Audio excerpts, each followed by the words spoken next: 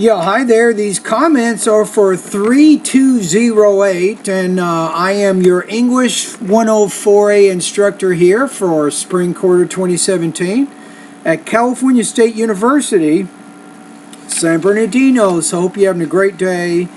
I just read your paper, so you might want to sit down here.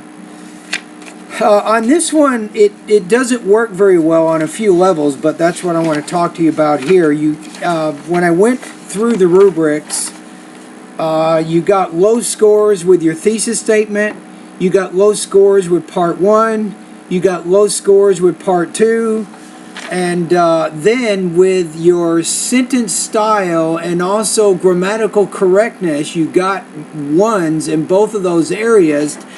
To put it bluntly, you lost control of your sentence structure, right? So when I read this paper, as I was reading it and I got through several paragraphs, I was saying to myself, I go, this student does not know when one sentence ends and a new sentence begins.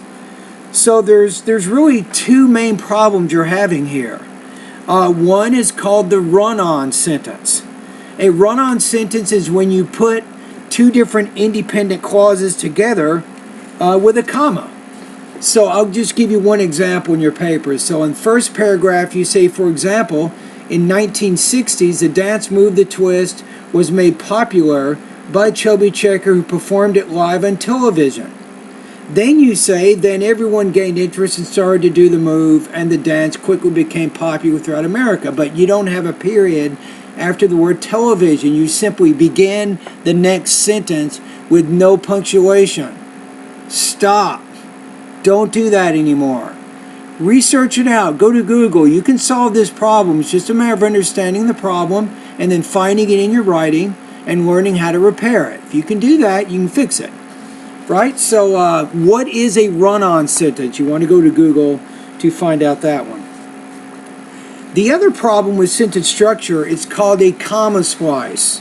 A comma splice, it's when you're joining two separate sentences together and you just simply put a comma in there to make the connection.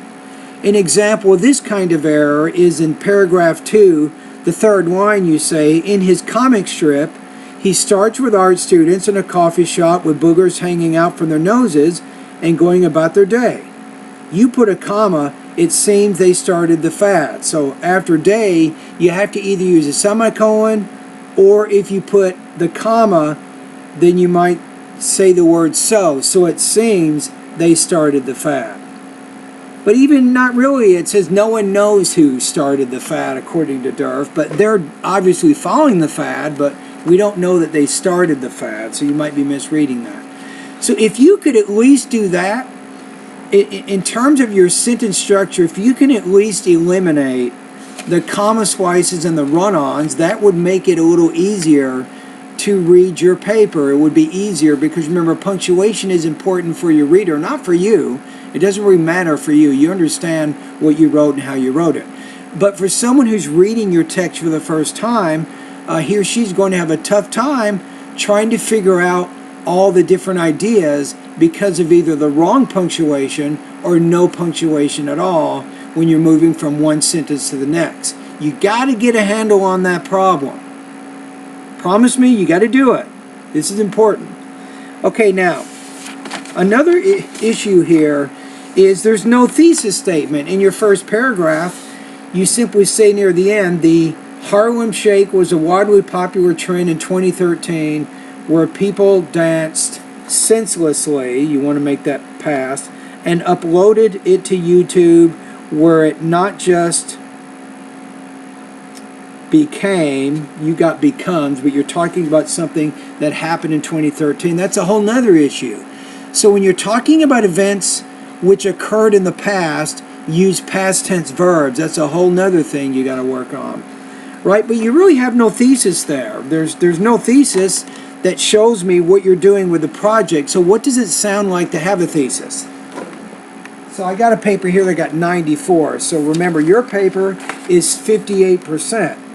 So this student says in the beginning, here's a thesis, I will be explaining Durr's theory, the meaning for his theory, and I'll be comparing Durst's theory with a fad I adopted to see whether or not the theory explains my experience. So that's a thesis. I give him 5 points for that. Why? Because his thesis focuses around the 3 parts of the writing project. Okay, let's keep going. Now in part 1, you also lost some points in part 1. You want to make sure you're not just explaining what's happening in the boxes, but you're also explaining what his theory is explicitly. So you say, once a fad reached full popularity, the original starters of the fad, which are the art students, start to look for a new fad. So what I would do is there, and you can't say which because you're talking about the starters of the fad. You want to say who, not which, because it refers to people.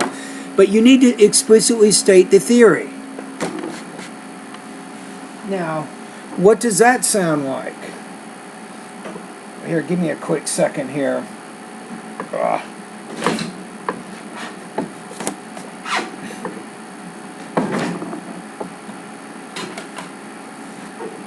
Let's see if we can...